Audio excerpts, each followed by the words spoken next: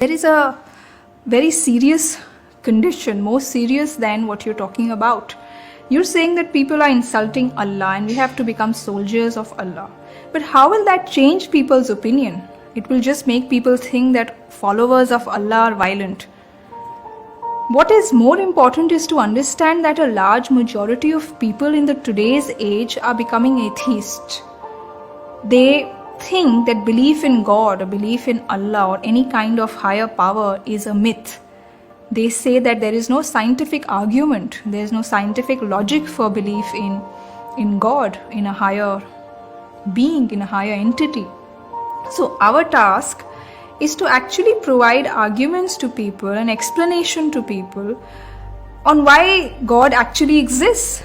If we are able to convince them of God's existence, and if we are able to provide sound, scientific, intellectual arguments in favor of God's existence, then they will realize that yes, the belief that God exists is not just a myth. It has some reality, it has some weight to it. And most importantly, we should also know that people in today's age are going through a spiritual turmoil.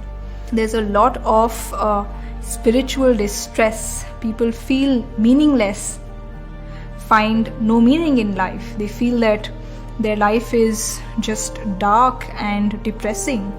So one of the most important tasks of believers is not to become soldiers. Believers have to actually go out with the message of God to people. This message is a message which gives tranquility to the soul, because the Quran itself says that in the remembrance of God, hearts will find comfort. So you have to deliver this message of comfort to people who are in distress and in a state of non-peace today. This is what will make you a soldier of Allah. Not fighting for Allah, not standing up in arms for Allah will make you a soldier. Rather, that will make you only tarnish the image of the religion of Allah. People will think that the religion of Allah teaches barbarism and violence in this 21st century. So if you want to do anything of benefit, actually take this message of peace and compassion to people. This is what is most needed today.